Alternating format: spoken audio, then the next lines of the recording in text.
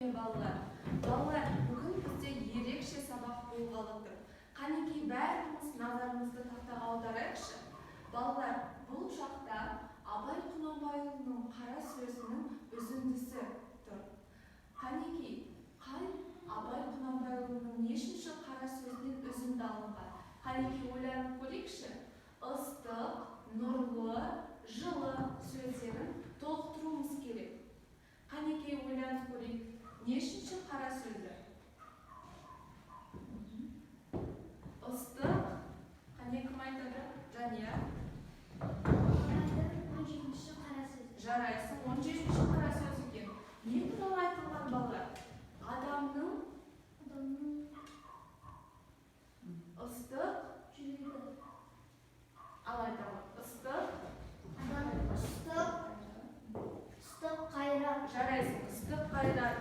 Алла. Нұрлы ақыл. Жарайсың, нұрлы ақыл. Жания? Жылы жүрек. Жылы жүрек. Тамаша балалар. Бұл жақта адамның асының үш қасиеті туралы айтылған екен, иә? Ыстық қайрат, нұрлы ақыл, жылы жүрек. Балалар, бүгінгі сабақта сендерге жылы жүрек тілеймін. Бүгінгі сабақта сәттілік тілеймін. Қазір осы мінекей жылы жүрекшілерді қабыл алыңдар. Ал енді балалар, бәріміз өрмекші әдіспен ойын ойнайық. Қанекей ақындап менің жаныма шеңбер тұрып тұра қалайық. Қанекей келіңіздер. Отыра қаламыз. Арырек тұрамыз.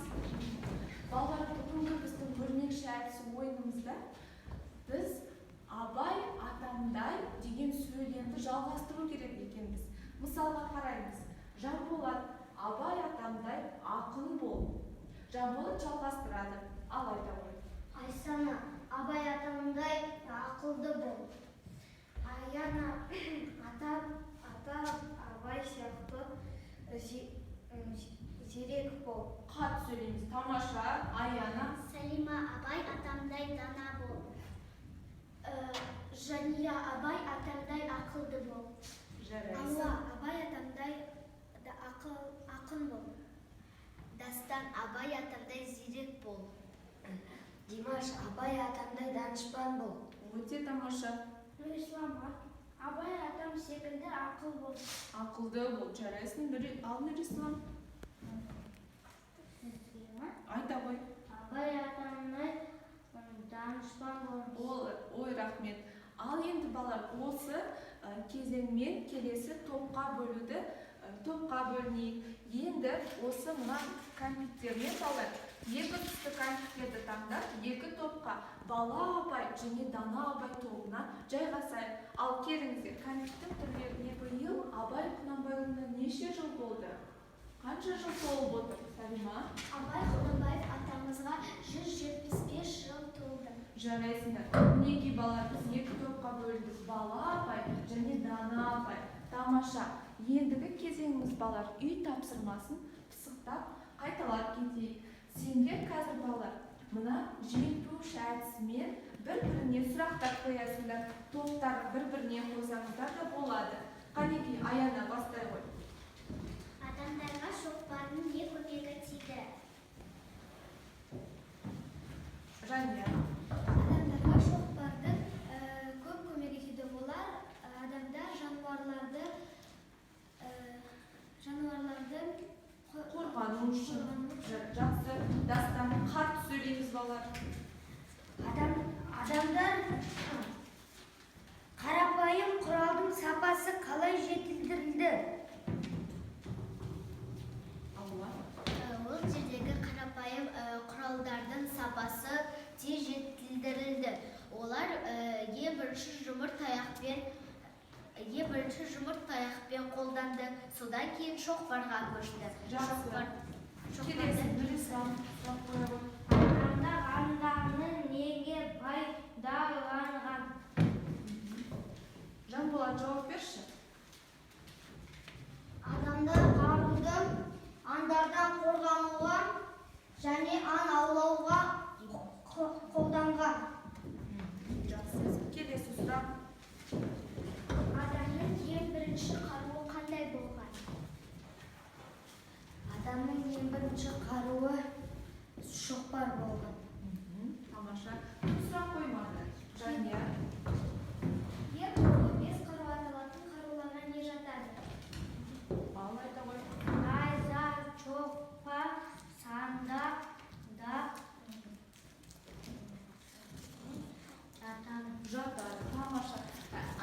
соңғы Жанболат тыңдап тұрмыз. Bir ru екінші руға бөлініп, bir тайпа екінші тайпаға бөлініп не ашқан? Кім жауап бермеді бала? Кім? Ал Қанеке Айсана. Не ашқан дейді? Соғыс ашты. Соғыс ашқан. Дұрыс па жауап? Дұрыс, тамаша. Балалар, енді өте жарайсыңдар. Барлықтарының сұрақтарының жауаптарының дұрыс болды. Енді балалар, біз өткеннен бері үлкен бөлімді, ал енді балалар, өткеннен бері біз үлкен тарауды, үлкен бөлімді өтіп жатырмыз. Қандай бөлімді өтіп жатырмыз балалар?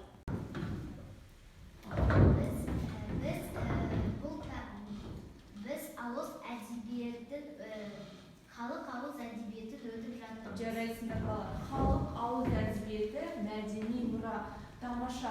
Балалар, халық ауыз әдебиетіне қандай түрлері бар еді? Нелер жатады? Мінекей, біз көптеген қандай тақырыптарды өттік? Нелерді оқыдық? Біз деген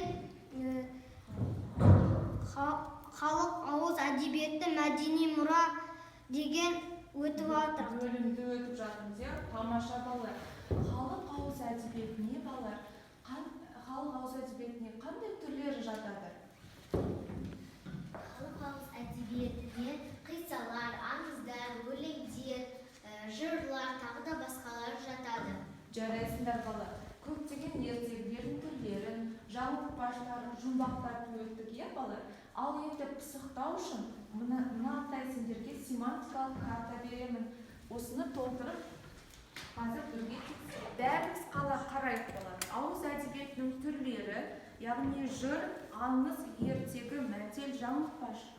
Осы түрлеріне дұрыс сендер сәйкестендіру керексіңдер. Мақтабыз, ақыл жастан, асыл тастан, ғажайып бақ, Жүсіп Зылиқа, алтын сақа, шалғы саптап шөп шапсам көп шап.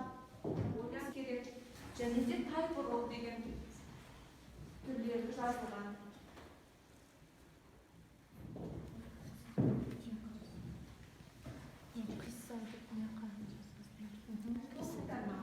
Жарайсыңдар.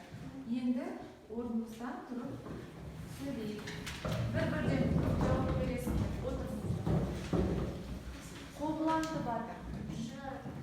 Мақта қыз ертегі, ақыл жастан, асыл тастан, мақал мәтел. Жарайсың. Келесі топтың адамы сөйлесін. Ғажайып бақ ертегі, Жүсіп Зылиха қисса. Жарайсың. Келесі. Алтын сақа ертегі, шалғы шапсан, шөп шапсан көп шап деген жаңылтпаш. Ал балалар, оқулықтарыңызды, дәптерлеріңізді аштық па? Енді балалар, таза тақта әдісімен біз мына халық ауыз әдебиетінің түрлеріне балалар қазір тұжырым жасау керекпіз. Я немесе жоқ деп жауап айтамыз қазір. Қанекей, бір оқушы келіңіз, мына топтан. Жанболат, кел. Мінекей, бір таза тақта әдісімен қағазды алып оқи ой. Балалар, Түрлерін кішкентай кезімізден білеміз. жауап береміз. Я, әлде жоқ. Я. Кішкентай кезіңнен ауыз әдебиетінің түрлерін кішкентай кезіңнен білесің бе? Жоқ. Анаң саған ертегі оқыды ма? Я. Жұмбақ шештік па балалар? Я. Мақал мәтелді оқыдық па? Я. Жақсы, жарайсың. Келесі парақты кім алады?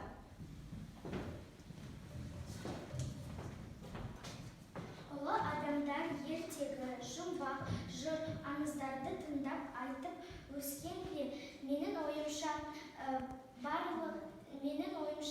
я себебі мысалы Абай Құнанбаев өз әжесінің, анасының ертегі айтқанын естіген. Келесі қандай түрлері? Ауыз әдебиеті қазақ халқының мәдени мұрасы. Келісеміз бе? Мәдени мұрасы ма? Я. Және де ең соңғы Жания.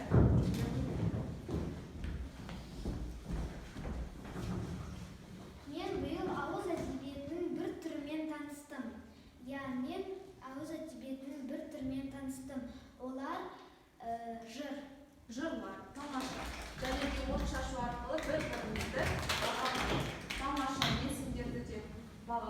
байлар жасайын, жарайсыңдар.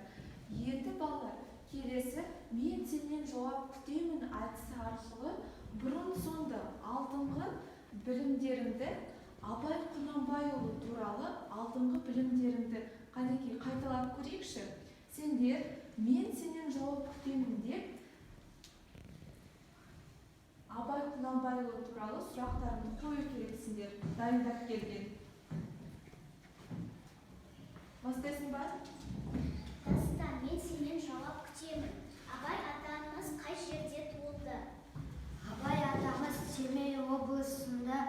Семей облысында өңірінде туылды. Мен сенен жауап күтемін. Абай атамның әжесі кім? Зере. Жауап күтемін, Салима. Абай атамыздың әкесі аты кім?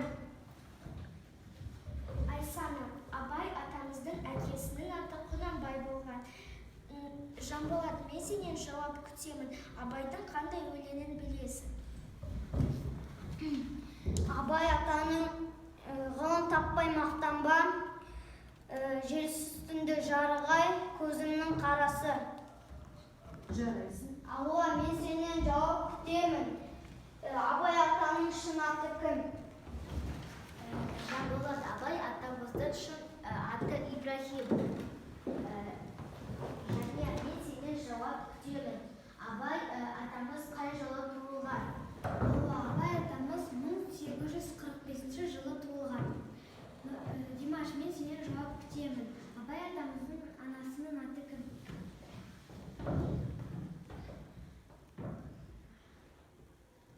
Абай атамыздың анасының аты Розан. Олай болса балалар, біз ұлы Абай Құнанбайұлы тәрбиелеудегі ауыз әдебиетінің үлкен маңызы, үлкен рөлі бар екенін білеміз балалар. Бүгін балалар біз бала Абай Мұхтар Әуезов деген тақырыпты өтеміз. Абай Құнанбайұлы Мұхтар Әуезов Абай жолы роман эпопеясын жазған балалар. Мінекей, Абай біздің кітапханамызда мектептегі Абай энциклопедиясы бар. Және де міне Абай жолы кітабымен таныссаңдар болады. Қазір балалар бәріміз назарымызды бейнероликке аударайық. Абай Құнанбайұлы қазақ халқының ұлы ойшылы, ағартушысы, ақыны. Абай қазақ әдебиетіне реалистік сипат пен жаңа мазмұн берді. Адамзаттың ой-санаға терең із қалдырды. Абай Шығыс Қазақстан облысы Абай ауданында Шыңғыс ауылының бауырында дүниеге келген. Ол бала күнінде ескіше хаттары, кішкентай күнінен халықтың ауыз әдебиетінің қанып өседі. Ел ішіндегі ақын жыршылардың, шешендердің әңгімесін елде тыңдайтын зеректігімен ерекшеленеді. Абай 12 жасында Семейдегі Ахмет Риза медресесіне түсіп, білім алады.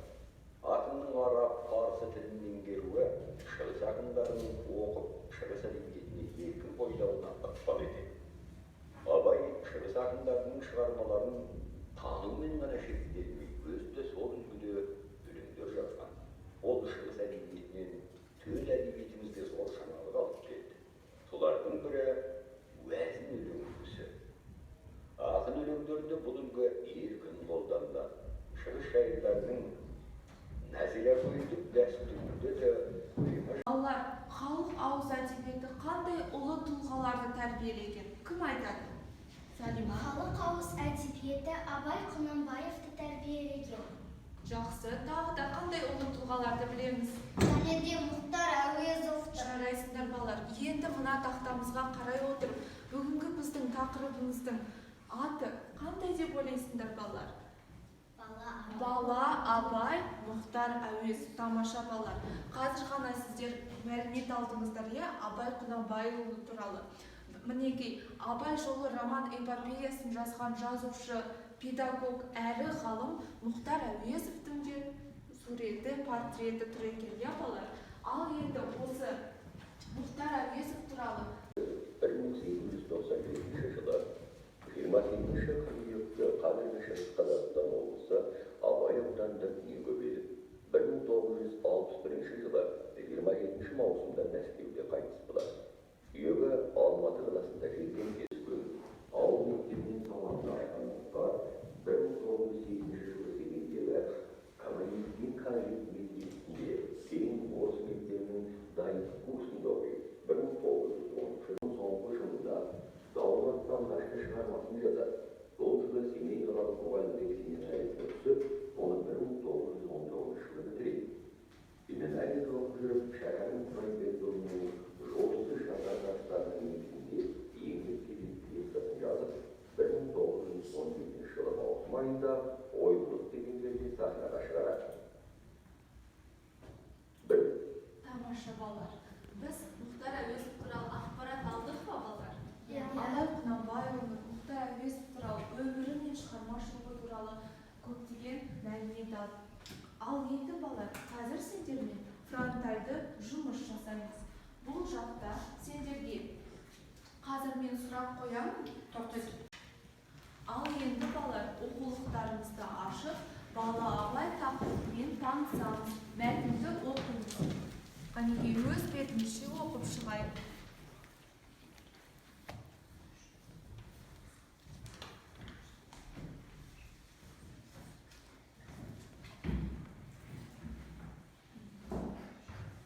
Фронтальды жұмыс жасайық балалар. Оқулықтарымызды, дәптерлерімізді ашып қойып, қазір сендерге сұрақтар қоямын мәтін бойынша. Бірінші сұрақ. Бала Абайдың өміріне әжесінің әңгімелері қалай әсер еткен? Аяна тағы да кім? Жақсы, Аяна айта ғой.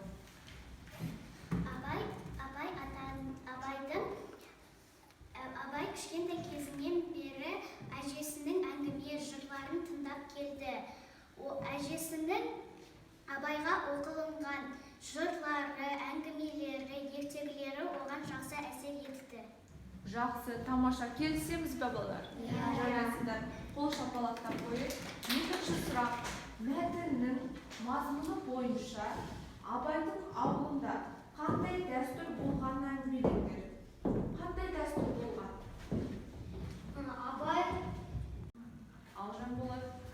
Абайдың ауылында дәстүрім әншілер келгенде, қонақтар келгенде, оны үйлеріне шақыртып, қонақ қылып алады. Құрмет тұтады, жыршыларды. Тамаша. Келесі сұрақ. Қобыланды батыр жырын кім жырлады мәтінде? Кім жырлаған? Мына топтан сөйлеңіздер. Қобыланды батыр жырын Барлас жыршы жырлаған. Жыршы жырлаған. Қане мәтіннен сол үзіндіні айтып беріңіздерші. Алуа. Қай кезде? Үй іші тегіс болған кезде, бәрі демалып отырғанда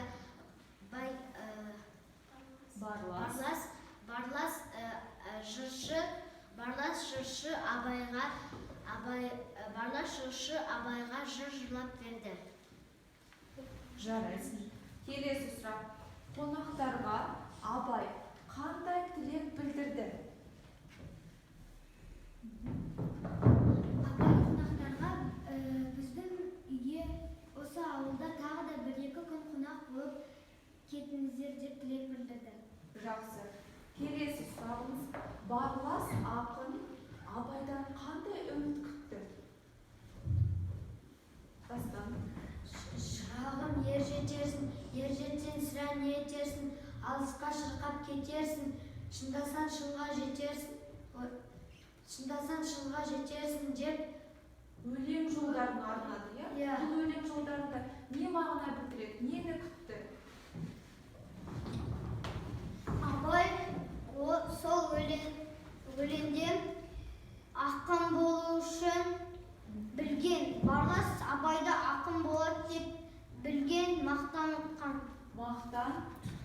Өте жарайсыздар балалар. Тамаша. Енді балалар ережемен танысайық, түсіндірмедіңіз.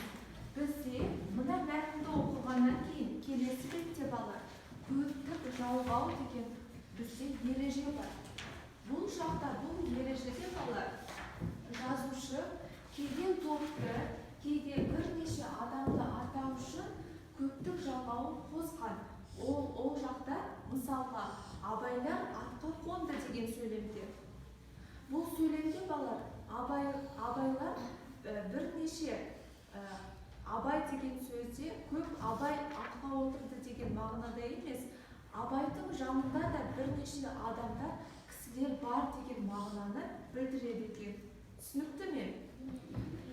Міне, көзімізді жүгіртіп, осы ережені қарап шығайық балалар. Балалар, қазір оқулықпен жұмыс, мәтіннен көптік жалғауы бар сөйлемдерді табуларын керек.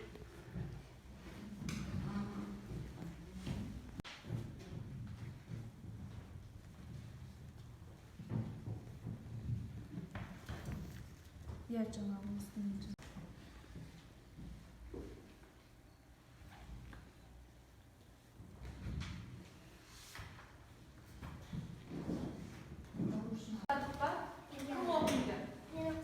Салима. Абай күндізде, түнде де барластардың қасына шықпайды. Жақсы, бұл жақта көптік жалғауы бар сөз. Барластар. Барластар, жарайсыңдар. Екінші тапсырма балар. Мәтіннен әсірелеуді табамыз. Әсірелеу сөзін табамыз. Қай мәтіннің бөлігінде тұр? Алып, сол сөзді жазып қойымыз керек. Қазақ аузынан да, кітап ішінен де өмірі естіп білмеген ең бір сұлу, ең бір әсерлі жыры еді. Жақсы, бұл жақта әсірелеу сөзі қайсысы?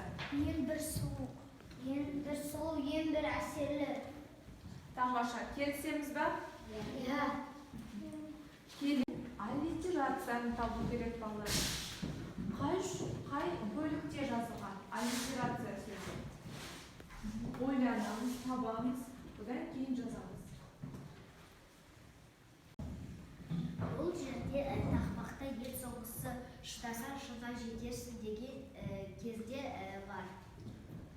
Жарайсың, шыңдасаң шыңға жетерсің деп барлас ақынның абайға айтқан тілегіндегі сөз бұл жақта аллитерацияға жатады екен, иә балалар? Жарайсыңдар, ал енді шаршап қалған шығарсыңдар. Бір серпілу сәтін жасап, қолымызды қойып, желсіз күйде жарғай, әнін шырқайық.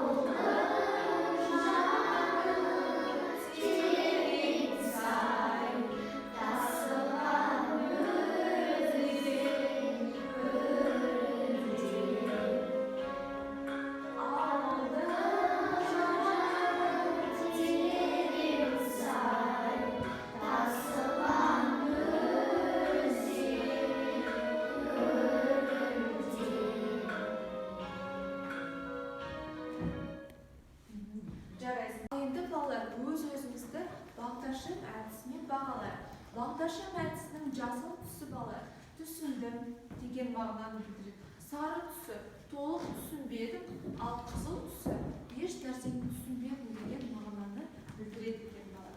Ал қандай түсті көрсетеді екенсіздер? Жақсы балалар, жасыл түс екен. Барлық осы сабағымыз, осы тапсырмамыз түсінікті болды ма? Жақсы. Ал кім сары түсті көтерді? Ешкім көтермеді. Кім қызыл түсті көтерді? Жақсы, сонда бұл тапсырма сендерге түсінікті болды. Сендерге келесі тапсырма Попс әдісі арқылы балалар қосылып қорғайсыңдар. Жақсы ма? Мінекей Попс әдісінің формуласы тақтада тұр. Қазір міне маркер. Мен сендерге сөйлем беремін. Сол сөйлемді осы әдіске саласыздар. Мінекей сіздердің сөйлемдеріңіз екінші бөлім. Мен сендерге балалар мынандай сұрақтар беремін. Осы сұрақтарды Попс әдісіне салып, сіздер жауап бересіздер. Қанекей, бастаймыз.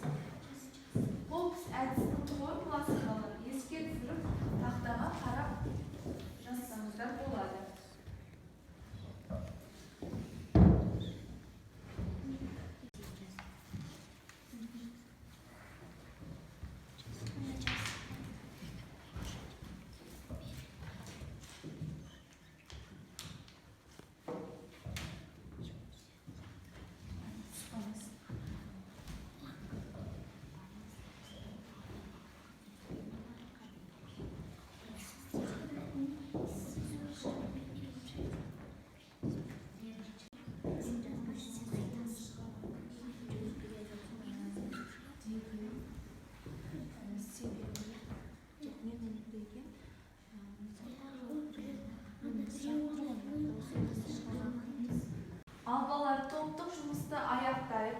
Қай топ бітірді? Аяқтадыңыздар ма? Келіңіздер, постерді алып, ортаға шығыңыздар. Осы өлеңді шығарған кім екен деген абайдың сұрағына сен қалай жауап берер едің деген сұрақ біздің топқа түсті. Біріншісінде біз оны попс әдісімен жаздық. Бірінші абайдың сұрағына мен былай жауап берер едім. Жырлардың авторы жоқ, себебі ол жырлар ауыздан ауызға тарап айтылады. Жақсы, келесі кім сөйлейді? Себебі ол кезде ешкім оқи алмайтын, жаза алмайтын, ол кезде ауызбен сөйлейтін. Ешкім хат танымаған, иә? Иә. Жақсы, келесі.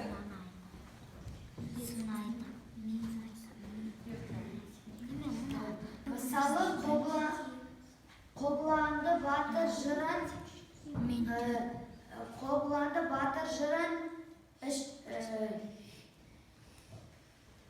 ешкім оның авторы жоқ. Олар ауыздан ауызға тарай берген.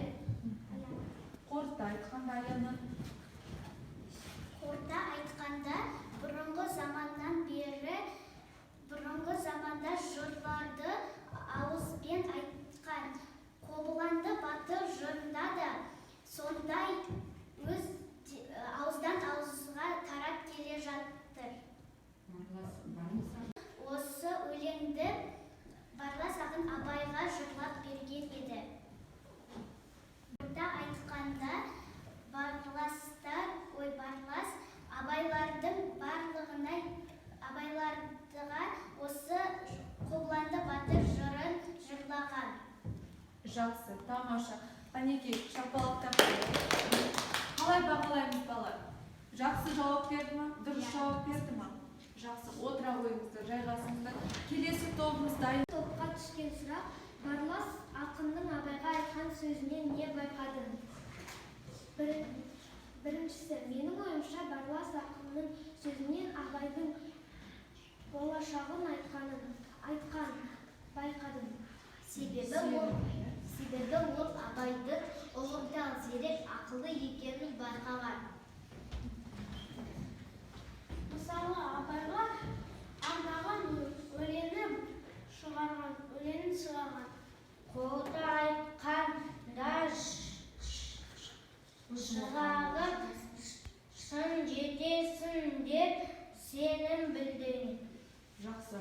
Шындасың, шынға жетерсің деп, ол кішкентайынан Абайға үлкен сенім білдірген, артқан екен. Жақсы балар, отырамыз, жайғасамыз.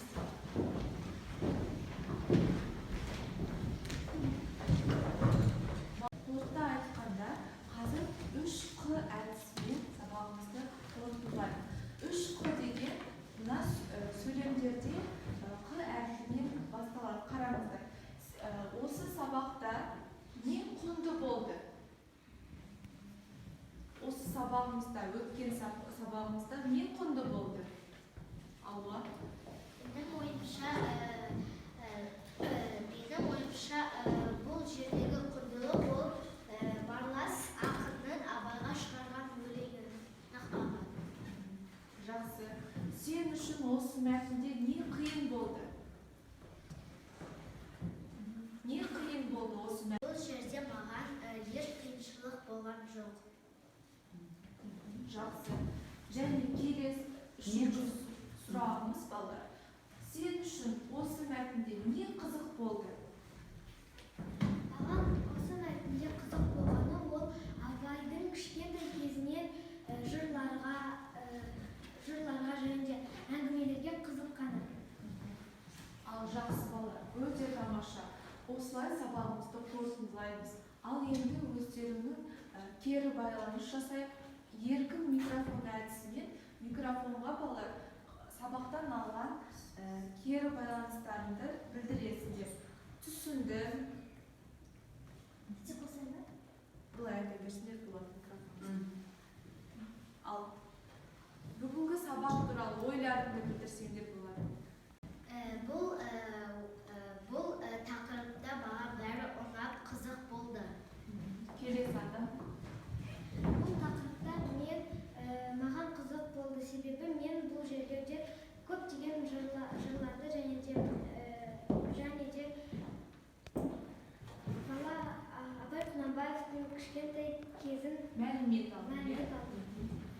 Димаш. Маған осы сабақ ұнады. Абай туралы кісі кездегі мәліметтерін алдым. Осы сабақта бәрі қызық болды. Осы жерде де Мұхтар Әуезовтің Абай Құнанбай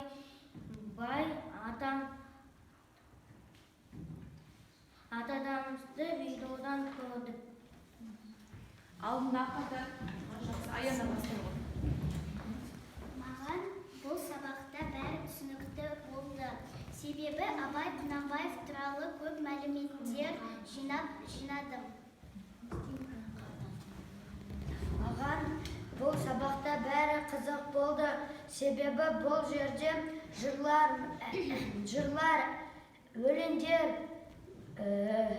өлеңдермен таныстым және мәлімет алдым.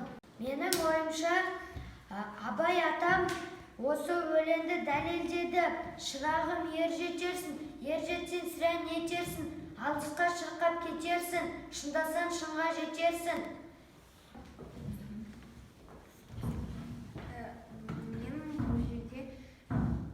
Мен бұл жерде Көп рахмет балалар. Енді үй тапсырмасы бала Абай мәтінін оқып, мен Абайға ұқсаймын атты эссе жазып келесіздер. Сабағымыз аяқталды. Назарларыңызға көп рахмет.